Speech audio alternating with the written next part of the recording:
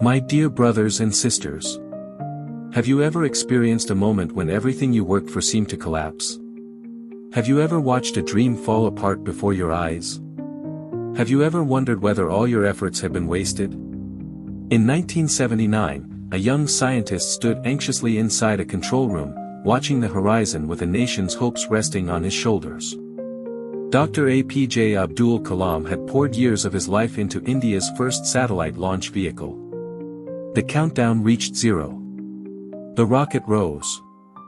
For a breathless moment, everything seemed possible. Then something went wrong. The satellite fell silently into the Bay of Bengal. Many saw only failure. Many thought the years had been wasted. Many concluded that the dream had ended. But Dr. Kalam refused to let failure speak the final word. He and his team returned to the work. They learned. They corrected. They persevered. 1 year later, the mission succeeded. Looking back, Kalam understood something that is easy to miss in the moment of falling. What appeared to be failure had become formation. The setback had become preparation. The wound had become the school. Yet not every wound is easy to understand. Some wounds last for decades. Some prayers remain unanswered for years. Some hopes seem to fade with the passing of time. That was the story of Elizabeth and Zechariah. Luke begins today's gospel with words that seem almost ordinary. The time arrived for Elizabeth to have her child. A simple sentence. But behind those words lies a lifetime of tears. Elizabeth had carried the pain of childlessness for years. Every passing season deepened the ache. Every unanswered prayer made the promise seem more distant. Every year made hope more difficult. Zechariah and Elizabeth knew what it meant to wait. They knew what it meant to hope against hope. They knew what it meant to wonder whether God had forgotten them. Perhaps some of us know that feeling too. Perhaps you have prayed for years for a son or daughter who has drifted away from the church. Perhaps you have prayed for healing. Perhaps you have prayed for peace in your family. Perhaps you have prayed for freedom from a burden that never seems to leave. Perhaps you have placed the same petition before God so many times that your own voice has grown tired of repeating it. And perhaps God seems silent. Today's gospel speaks directly into that silence. God's silence is not the same as God's absence. While Elizabeth waited, God was working. While Israel endured 400 years without a prophet, God was working. While Zechariah struggled to believe, God was working. God's faithfulness does not depend upon our perfect trust. If it did, none of us would have hope. Luke does not hide Zechariah's weakness. When the angel announced the birth of a son, Zechariah doubted. He asked for proof. He wanted certainty before he would believe. As a consequence of his unbelief, he lost the ability to speak. The Bible never presents its heroes as flawless people. Abraham doubted. Moses hesitated. Elijah became discouraged. Peter denied Jesus. And Zechariah struggled to trust. Yet the child was born anyway. The promise was not cancelled. The plan was not withdrawn. God's word did not fail because a human being failed. That is the good news.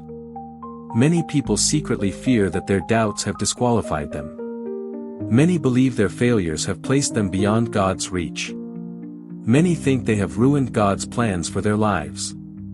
The birth of John the Baptist tells a different story. Our failures do not determine God's faithfulness. God's faithfulness is greater than our weakness. God's faithfulness is stronger than our doubts. God's faithfulness does not fail. When the child is born, family and friends gather for the circumcision. Everyone assumes they already know his name. Surely he will be called Zechariah after his father.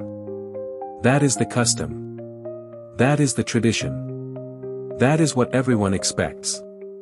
But Elizabeth says, "No. He shall be called John." The relatives object immediately.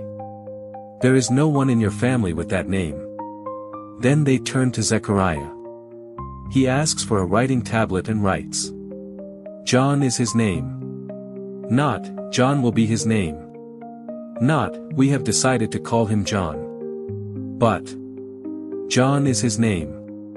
Because God has already spoken. The matter is already settled. The name John means, God is gracious. How beautiful. Before John preached a sermon, before he baptized a sinner, before he pointed to Christ, his very name proclaimed the gospel. Every time someone called him, they were speaking a truth. God is gracious. Not because we deserve it. Not because we earn it. Not because our faith is always strong. God is gracious because that is who He is. Grace is not merely something God gives. Grace is part of His very heart. The moment Zechariah writes that name, everything changes. His mouth is opened. His tongue is loosened. His voice returns. 9 months of silence come to an end. And what are the first words he speaks? Not an excuse. Not a defense. Not an explanation. Praise. The man who once demanded proof now blesses God. The man who doubted now worships. The man who was silenced by unbelief now becomes a witness to God's faithfulness. His story does not end in failure. It ends in praise. There is a lesson here for all of us. God does not ask us to pretend that we never doubted. God does not ask us to hide our weaknesses. He asks us to bring them to Him. And when we do, He can transform even our failures into occasions of grace. The people who witness these events are filled with awe. They ask one another, "What then will this child be?" They sense that God's hand is upon him. They know something extraordinary is happening. But they cannot yet see the whole picture. They do not know that this child will one day stand beside the Jordan River. They do not know that he will call sinners to repentance. They do not know that he will prepare the way for the Messiah. They do not know that one day he will look toward Jesus and proclaim, "Behold, the Lamb of God." All they know is that God is doing something. Then Luke closes the story with a single sentence that covers almost 30 years. The child grew and became strong in spirit and was in the wilderness until the day of his manifestation to Israel. 30 years. Hidden years. Silent years. Years without applause. Years without recognition. Years without visible success. The world celebrates visibility. God often works in hiddenness. The world values achievement. God values formation. The wilderness was not a detour. The wilderness was not wasted time. The wilderness was where John became strong in spirit. Some of us may be living in a wilderness season right now. A season of waiting. A season of uncertainty. A season where God seems distant. A season where nothing appears to be changing. Do not be afraid. The wilderness is often where God does His deepest work. Not visible work. Formative work. It is where faith grows roots. It is where character is shaped. It is where God prepares us for what lies ahead. Before I conclude, let me tell you about a man from South Carolina. ABC News reported that he bought a lottery ticket, checked the results, and became convinced that he had won nothing. Disappointed, he threw the ticket into the rubbish. The next morning, while drinking coffee, something made him check again. To his shock, he discovered that he had been looking at the wrong day's numbers. The ticket he had thrown away was actually worth $100,000. Imagine the panic. Imagine searching through the rubbish with trembling hands. Imagine the relief when he found it. Brothers and sisters, I wonder how many times we do something similar in our spiritual lives. We throw away hope because God seems silent. We abandon prayer because nothing appears to be changing. We discard trust because God's timing is different from ours. We reject our wilderness seasons because they seem meaningless.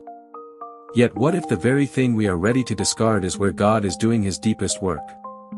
Zechariah could have thrown away hope. Elizabeth could have surrendered to bitterness. Israel could have concluded that God had forgotten his covenant. But God had not forgotten. He was preparing John. He was preparing the way for his son. He was preparing salvation for the world. Perhaps today some of us are standing beside a spiritual rubbish bin, ready to throw away hope. Do not do it. The prayer may seem buried. The promise may seem delayed. The wilderness may seem endless. But the God who remembered Elizabeth has not forgotten your name. Do not throw away your prayers. Do not throw away your faith. Do not throw away your trust in God. Because the God who seemed silent to Zechariah was already at work. Because the God who appeared absent to Israel was already coming. And the God who is at work in your life today is doing far more than you can presently see. For our salvation depends not on the strength of our faith, but on the faithfulness of God. Amen.